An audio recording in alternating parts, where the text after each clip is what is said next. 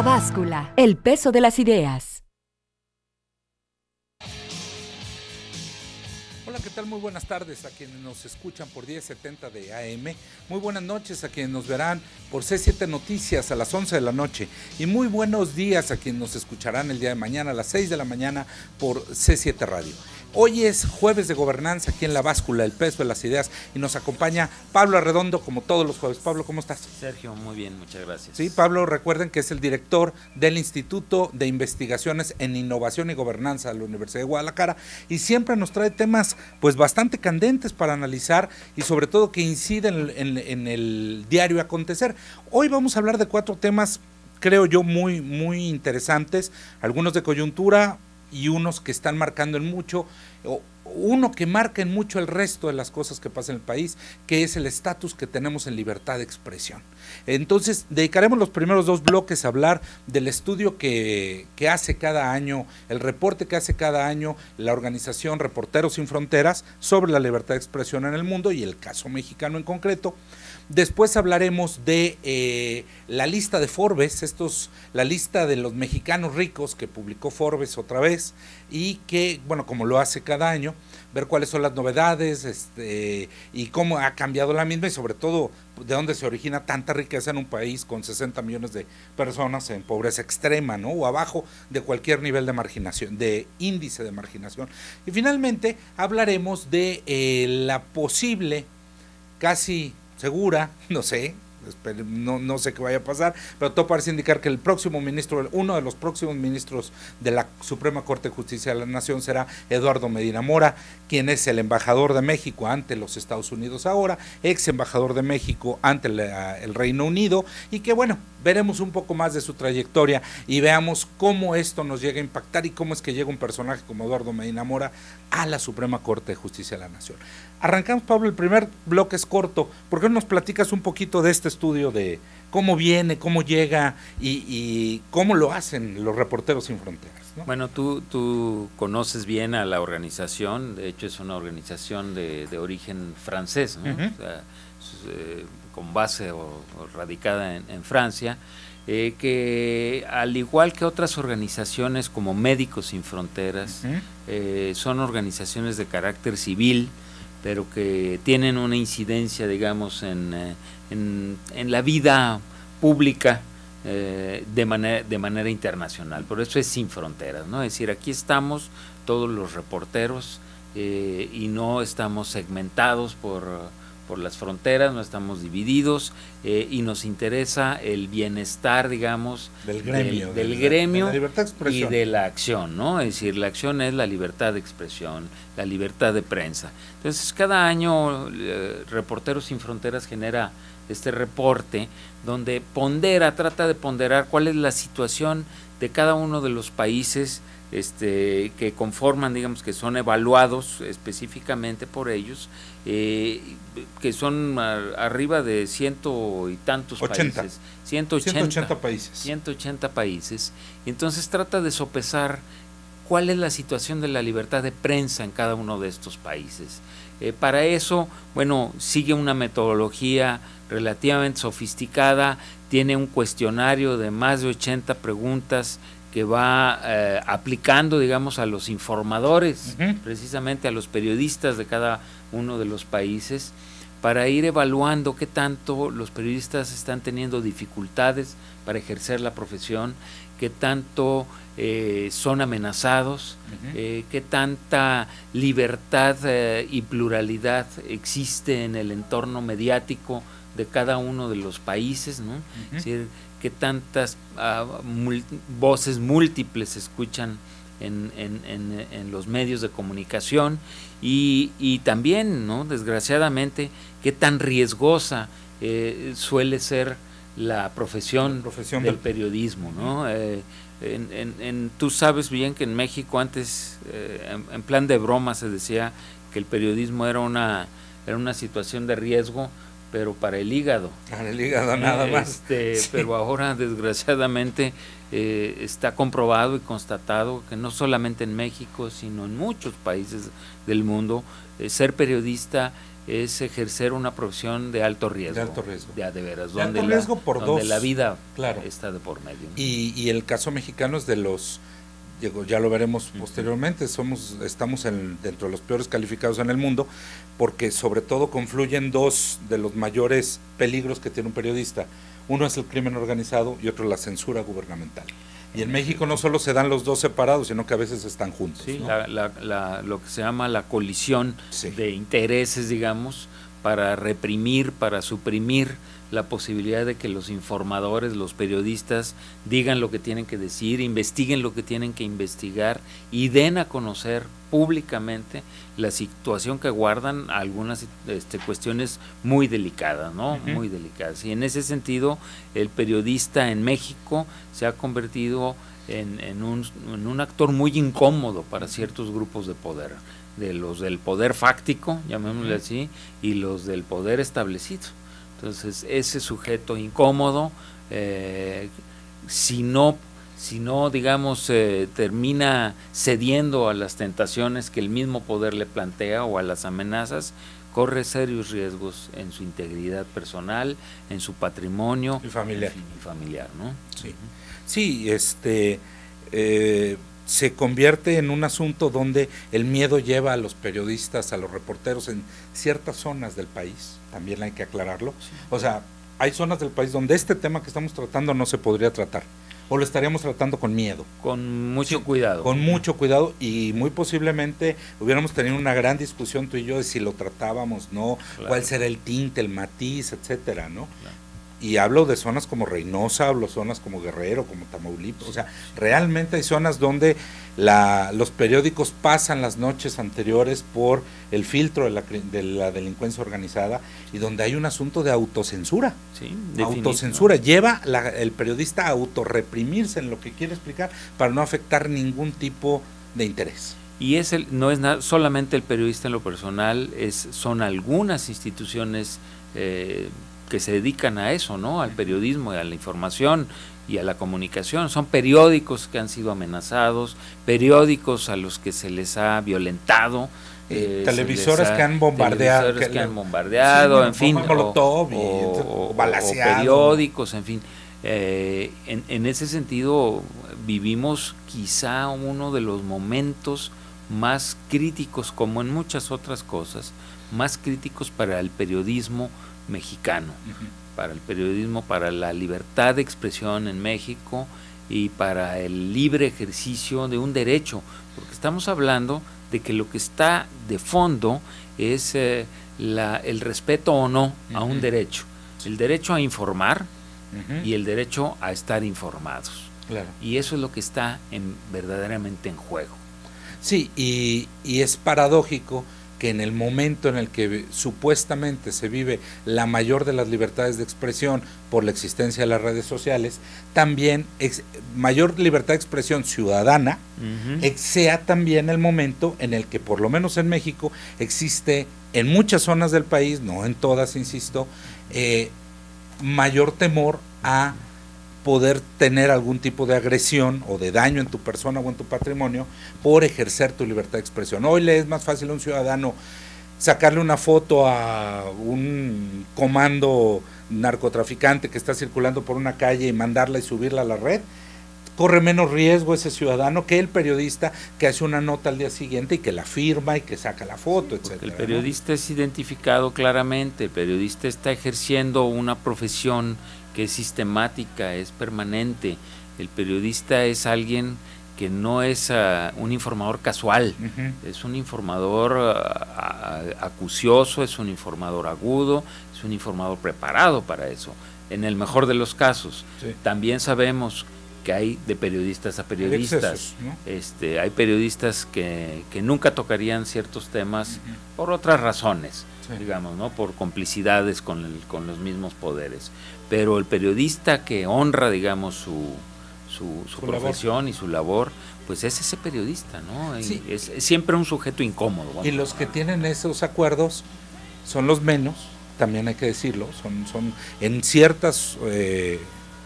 ciertos estados son muy pocos realmente los que acuerdan con el crimen organizado, con el ser casi sus voceros o cuidarlos, pero terminan afectando absolutamente a todo el gremio, ¿no? De acuerdo contigo. Entonces, vámonos a una pausa, doctor, y regresamos a seguir hablando de este informe de Reporteros Sin Fronteras, yo decía Sans Frontières, Reporteros Sin Fronteras 2015, que nos habla de la libertad de expresión y sobre todo, viéndolo a nivel mundial, el gran retroceso que ha tenido a nivel mundial la libertad de expresión. Regresamos en un minuto a La Báscula, sin lugar a dudas, el mejor programa de opinión de Jalisco y posiblemente el país. Gracias. Set the record straight. Time does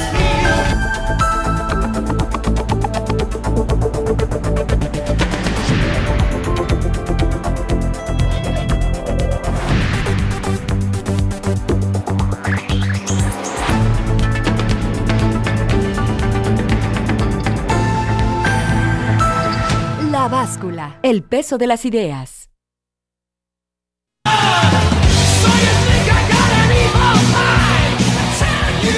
Regresamos a La Báscula, estamos escuchando hoy a Quiet Riot, recomendación de Sol Pérez Ballín, como todos los... No, ella no recomienda, es de mi edad nada más la música.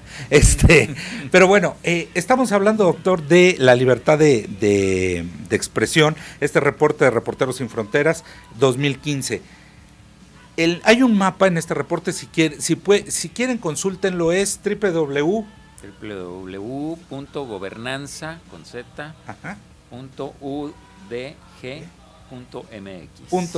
Si quieren consúltenlo para que vean un mapa y una serie de detalles, pero por ejemplo, entre México y países como los países centroafricanos o Libia, Mauritania, Egipto, el norte de África, Rusia, etcétera, no hay ninguna diferencia en libertad de expresión. O sea, todos estamos en el hoyo. Nos gana China por tantitito, no crean que por mucho. Sí, claro.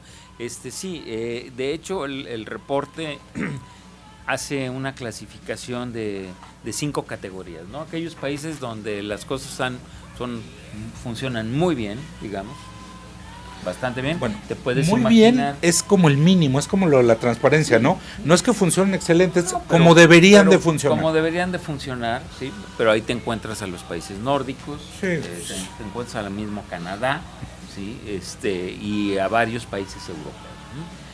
Luego encuentras a otros países en donde las cosas funcionan satisfactoriamente sin que sean excelentes, ¿no? Y ahí tienes espacios como los Estados Unidos, como Australia, ¿sí? Como España, como Francia, como Inglaterra. Luego ya entras a una zona de turbulencia, llamémosle así, donde la situación de la libertad de prensa está en una situación mucho más crítica, vamos a ponerlo así, ¿no? Más crítica.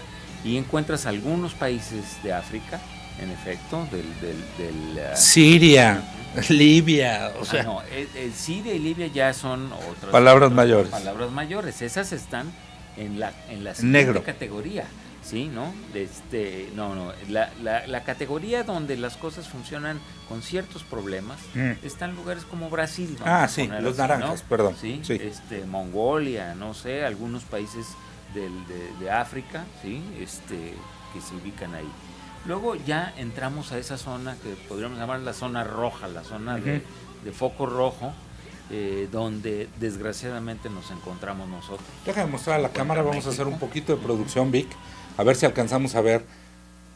Sí, se alcanza a ver, México está en rojo, pero vean la cantidad de países en el mundo que están en rojo y podrán ver también claramente, para toda la gente que nos escucha en radio, tenemos a los, no solo es México, Colombia, son los países del centro de África, del sur, del norte de África, es decir, África trae un problemón, pero igual que el de México, en temas de libertad de expresión. Y luego entramos a la peor zona de todas, que es la zona en negro, digamos, ¿no? Esas sí son como los agujeros negros de la libertad de expresión, la libertad de prensa, donde te encuentras a lugares como, sobre todo los países autoritarios declaradamente, ¿no? Como puede ser China, como puede ser Irán, Irak, o lugares en donde el conflicto es tal que la ingobernabilidad genera estas situaciones, como puede ser Siria, por ponerte un ejemplo, ¿no? Entonces, tienes, digamos, estas 5 categorías. No es consuelo, no estamos en la peor, pero por otro lado, sí estamos en una de las peores situaciones, ¿no? Sí. Estamos en la zona roja, vamos a ponerlo así, ¿no? En la zona turbulenta de la libertad de prensa en el mundo.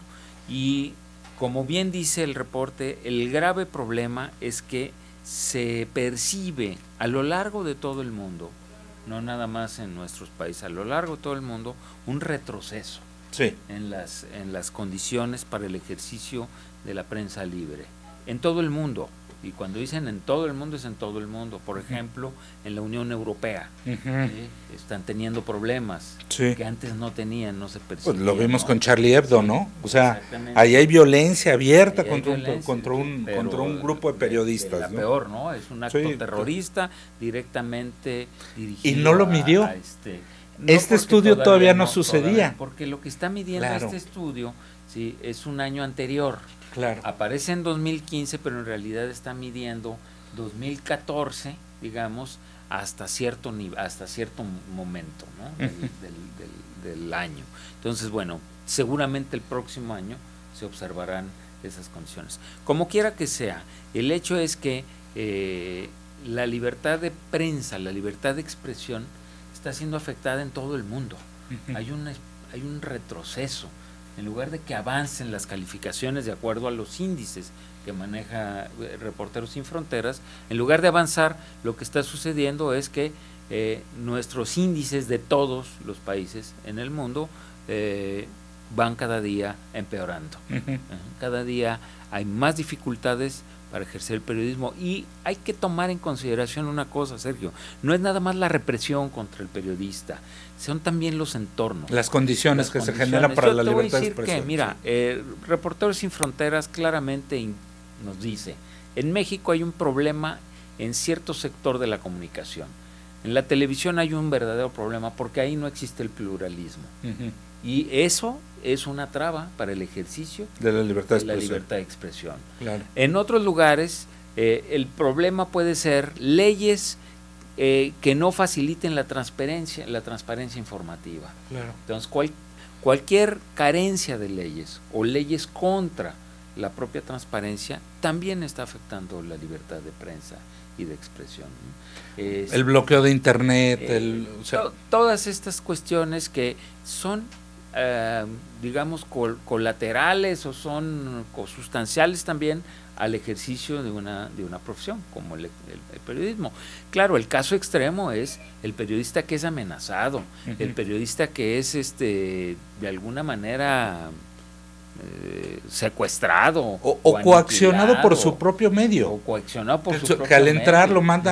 lo mandan a cubrir información que no tenga que ver con algo que le pueda generar problemas al medio, ¿no? Claro, pero esos son los casos extremos, pero también hay casos que no son extremos, ¿no? Y que sin embargo cuentan y pesan. Insisto, un marco normativo que no facilite la transparencia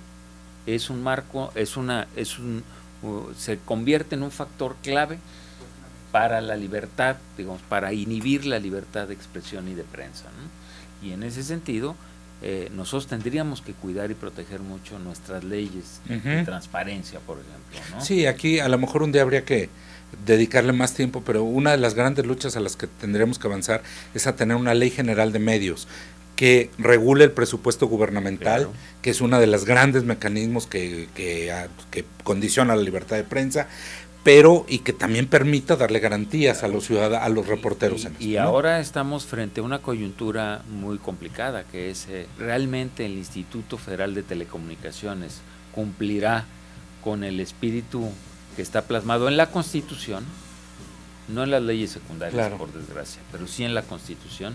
Eso habría que verlo. Tenemos que irnos a una pausa, vamos a regresar con la lista de Forbes, vamos a ver cuántos ricototes, riquillos hay en México y en el mundo que son mexicanos. Regresamos a La Báscula, el peso de las ideas. Gracias.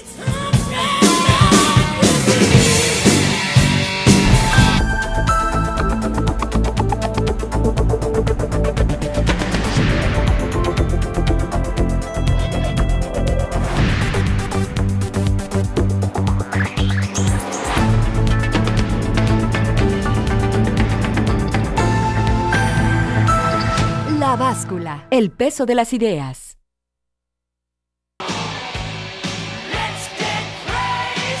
Regresamos a la báscula, el peso de las ideas, y vamos a hablar ahora de la lista de la revista Forbes, donde menciona a los ricototes, riquillos, ricotes. Veamos qué te parece primero el mundo, Sí, cómo claro, quedaron. Claro. Mira, primero hay que decir... Perdimos el primer lugar, ¿verdad? Lista, no, lo vamos peleando, un año sí, otro no.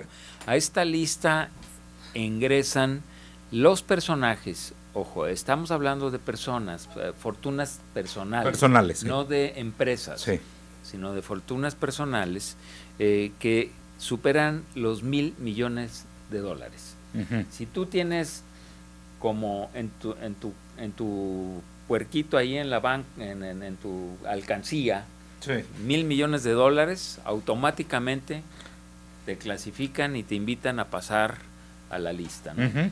Este año se sumaron, déjame decirte que eso es lo sorprendente, se sumaron 209 nuevos multimillonarios en el mundo. 209 ¿Te multimillonarios. acuerdas que alguna vez platicamos del reparto del ingreso y la riqueza en el mundo, ¿no? Sí. Y que decíamos que el 1% de la población en el mundo tiene como el 40 y tantos sí, por ciento de la riqueza, ¿no? Bueno, pues estos personajes son parte de ese 1% que están ahí, y bueno, se sumaron 209. Llama mucho la atención que el contingente que más multimillonarios aporta nuevos es China. Uh-huh. China es la primera vez que entran tantos chinos. Siempre es- entraban, pero de lo que está hablando es de un reparto, o sea, son muchos, generan mucho dinero, pero también no está siendo concentrada en una, dos o tres manos.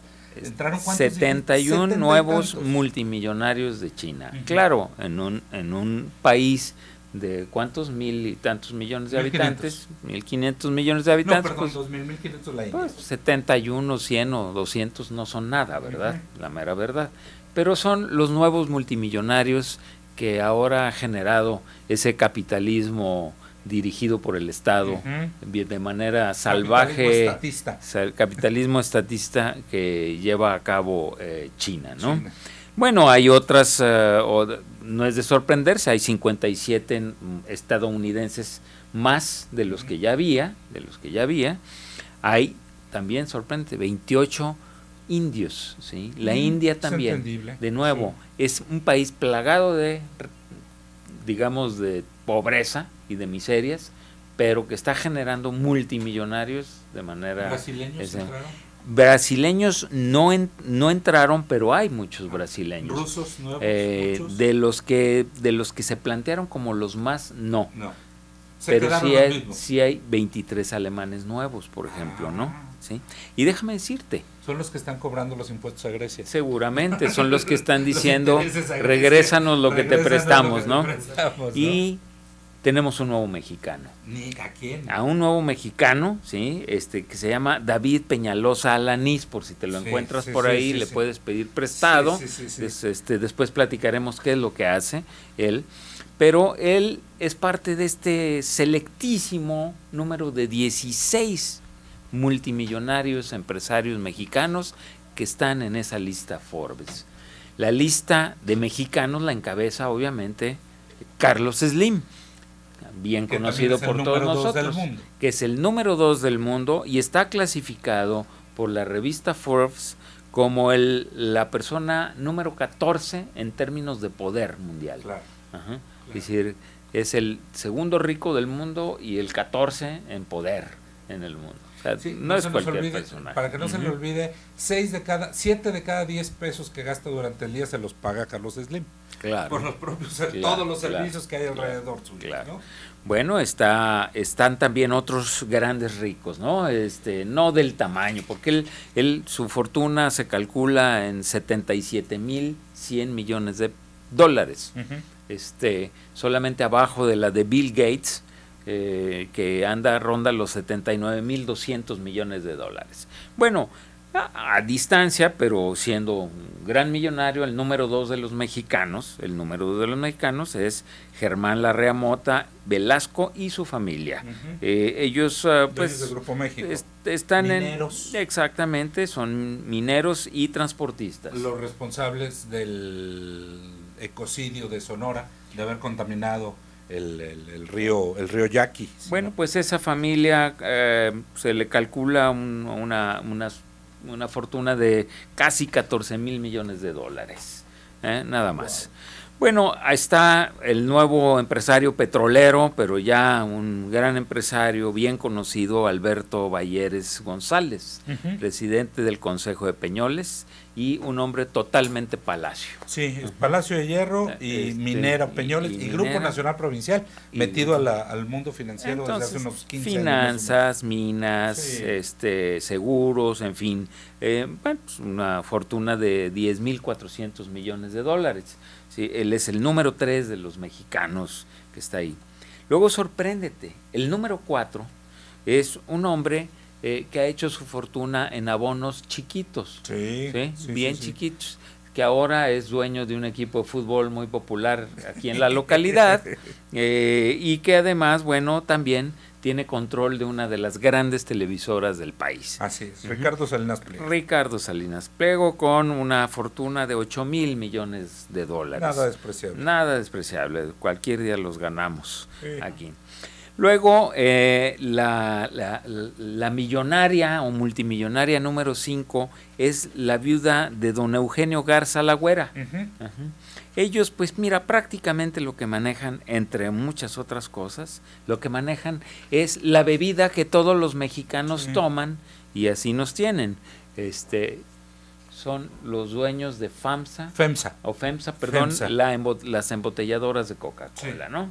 Uno de los distribuidores que no solo tiene embotelladoras en México, sino en toda Latinoamérica. En toda América Latina, y bueno, también está metido en otros Háblanos negocios. de David Peñalosa, porque se nos va a ir el David tiempo. Peñalosa es el nuevo, ¿verdad? Es un joven, es un tipo muy joven, 41 años de edad, ¿sí?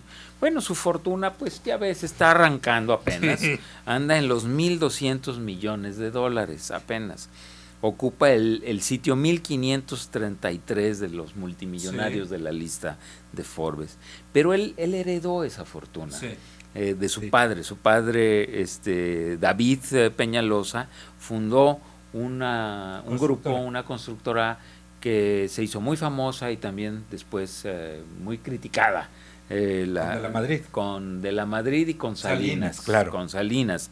Tribasa. No sé por qué tantas fortunas están vinculadas a la privatización de los servicios públicos, ¿no? Que Salinas se llevó a cabo con la carretera Guadalajara-Manzanillo, que muchos de ustedes han circulado, la hizo Tribasa, por ejemplo.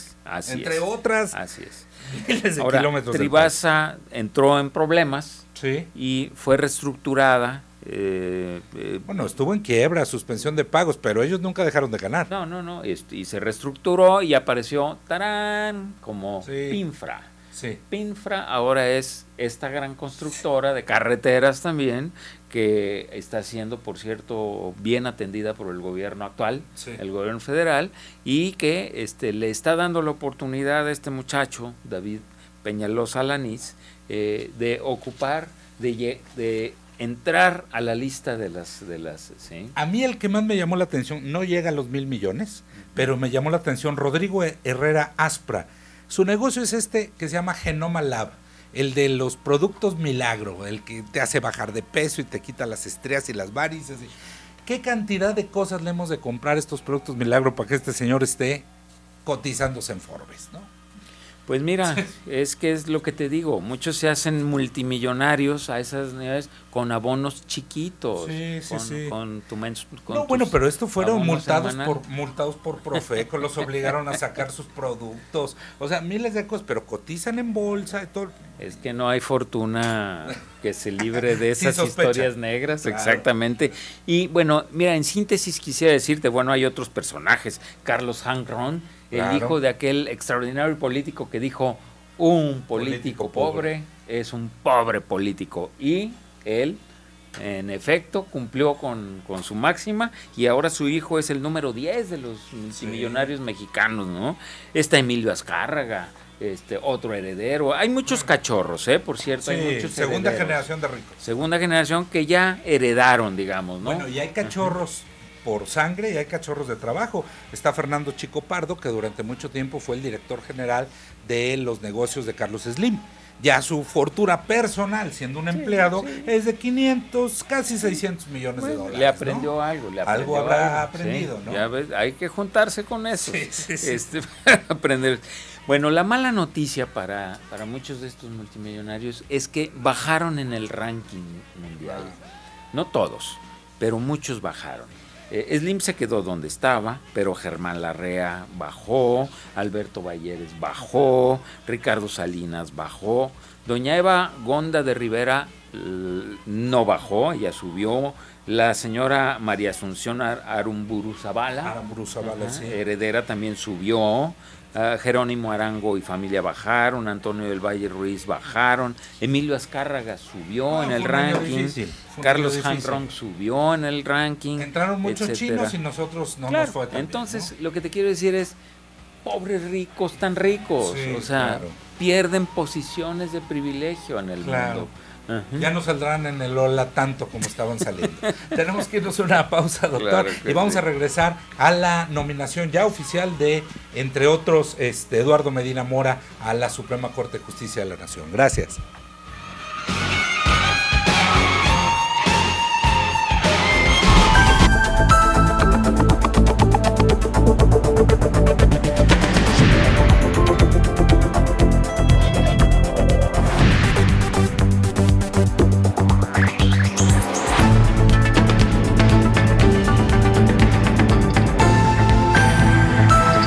La báscula, el peso de las ideas. Regresamos a la báscula y estamos hablando de el... miren, tenemos dos llamadas, tenemos una llamada. Francisco González Galindo nos dice, es muy interesante conocer esos datos, tantos ricos que hay, y sin embargo yo sigo sin mi taxi, sigo siendo trabajador, pero un buen conductor de taxi. Francisco, yo te recomendaría, hoy a las 10 de la noche, comunícate con Imelda Muñoz y con Luis Alberto Fuentes a Crónicas de Taxistas. Estoy seguro que te van a dar voz y van a contar tu caso. Va a ser muy interesante para el resto de los compañeros. Eduardo Medina Mora forma parte de la terna que presenta el presidente de la República al Senado de la República para que se integre como ministro de la Suprema Corte de Justicia de la Nación, y está siendo muy cuestionado por fuera, por organizaciones civiles, por los propios, por el servicio exterior al cual ha formado parte desde que fue embajador en Inglaterra, en el Reino Unido, ahora que es embajador en los Estados Unidos, y también muy criticado por los propios ministros de la Corte, porque bueno, se dedicó cuando se aprobó la ley para que las mujeres pudieran elegir sobre la libertad de las mujeres para elegir sobre su cuerpo y suspender el embarazo a las 12 semanas, la impugnó siendo Procurador General de la República. O sea, ha sido un tipo que ha litigado en todos lados y se ha enfrentado a todo mundo, y hoy pues le está cobrando factura, ¿no? Sí, desafortunadamente uno quisiera pensar que en este caso el presidente de la República tendría una sensibilidad distinta, ¿sí? Como para pensar que las instituciones lo que necesitan es reforzar su legitimidad. Las instituciones del sistema político mexicano están siendo socavadas por falta de credibilidad y por falta de legitimidad. Es decir, cuando uno piensa en los diputados, piensa en los personajes menos creídos y menos apreciados por la ciudadanía. Cuando uno piensa también en jueces y en magistrados, uno dice, bueno, realmente en este país el sistema, el Estado de Derecho, que recae en buena medida en los jueces y magistrados, es como debería de ser. Y cuando uno ve que el ciudadano presidente de la República empuja a un personaje de la naturaleza, del perfil, del historial de Medina Mora, de Eduardo Medina Mora, un tipo que ha vivido de controversia en controversia, de conflicto en conflicto, que se ha desplazado en zonas muy riesgosas, que ha sido más que nada un policía y un litigante en esos términos. Sí. La pregunta es, ¿tiene el perfil para ser un juez? Un juez tendría que ser un sujeto con primero una solvencia intachable. No hay personas perfectas, Exacto. Eso tú y yo lo sabemos. Exacto, no hay químicamente puros. No hay químicamente puros, pero hay sujetos con una solvencia tremenda. Hay unos menos malos que otros. Y unos muy buenos, Y yo creo que hay juristas sobre todo. Como jurista él es muy respetado. Pero, como litigante es muy respetado. El tema es que gana juicios. El tema es que pierde juicios también. También, pero ¿sí? los pelea. Es decir, el michoacanazo, Sí. ahí está. Sí.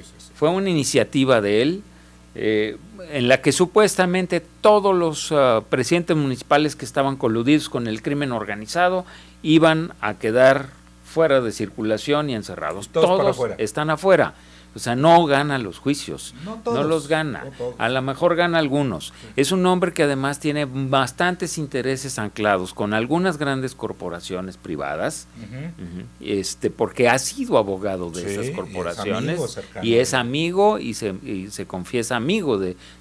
Y la pregunta es, bueno, ¿qué no estamos hablando precisamente del riesgo del conflicto de intereses, que no acabamos de observar con el caso de la Casa Blanca y de la casa del secretario de Hacienda, lo delicado que es que se mezclen unos intereses con otros, lo difícil que es a veces separar una cosa de la otra? Y yo creo que Medina Mora es uno de esos personajes a los que se presta que se sospeche que realmente... Eduardo Medina Mora es un hombre de poder. No es un árbitro. Ha sido parte del equipo de Fox, del equipo de Calderón, del equipo de Peña Nieto ahora. Claro. O sea, no importa que sean panistas o que sean priistas, ha trabajado cerca de Marcelo Ebrard. Porque como buen político se acerca a los poderosos y los poderosos lo buscan. Yo creo que hay ahí un toma y daca. Porque él sabe jugar las reglas del poder. Pero el problema está en si tú necesitas en la Suprema Corte de Justicia, el órgano más importante, uno de los poderes más importantes de este país, si necesitas un personaje con ese perfil. Y eso es lo que yo creo que se pone en duda. Y eso es lo que ha hecho que se reúnan una gran cantidad de ciudadanos que están inconformes. Civiles. Organizaciones por los derechos humanos, organizaciones por los derechos reproductivos, la propia Corte. Simplemente mucha gente ayer le entregaron a los senadores, porque es el Senado el que decide, a los senadores le entregaron una lista de 20,000 firmas que sigue aumentando, de 20,000 firmas de ciudadanos que dicen no queremos a este señor en la Suprema Corte de Justicia. Ojalá, sinceramente, que no cometan el error, porque si lo cometen va a ser otro golpe a las instituciones mexicanas. Y lo que menos necesita México en este momento es que sigan golpeando a sus instituciones. Sí, y lo que más necesita el presidente es tener aliados en las instituciones. Pero sus amigos no le ayudan. ¿Sí? No, es que el problema es confundir la amistad con la ayuda. Quienes te pueden ayudar realmente no son necesariamente quienes dicen que son tus amigos. Mira, Medina Mora ha sabido brincar de un partido al otro, de un presidente al otro, porque son personas hábiles y oportunistas, saben oler, olfatear, y lo más seguro es que si el día de mañana encuentra mejores derroteros, es amigo de Ebrard, es amigo de mucha gente, se va a ir por donde le convenga. Yo creo que el presidente lo que debe es de pensar como estadista.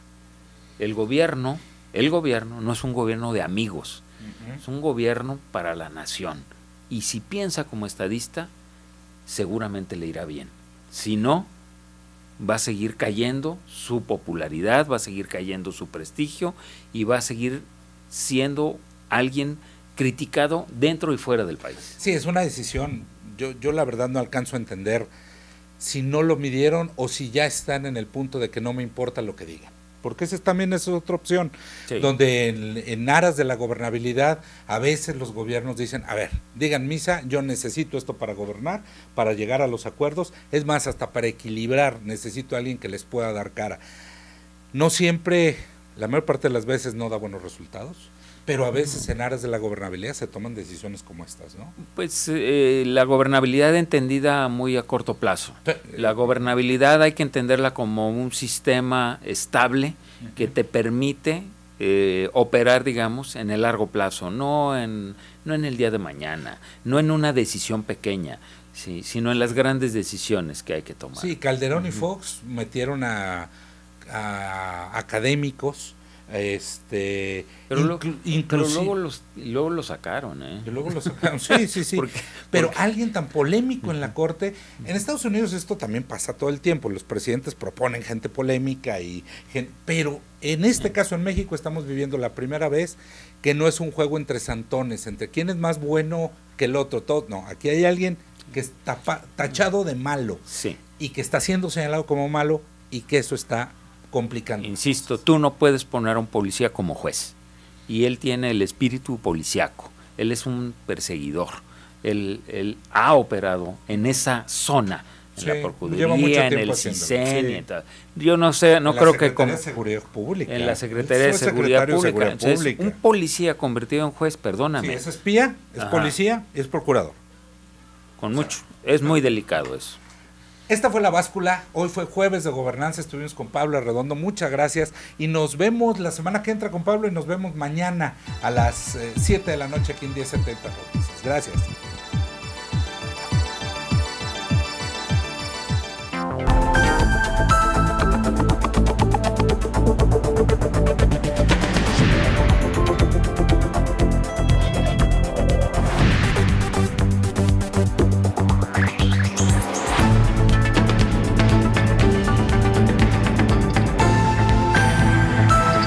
La Báscula, el peso de las ideas.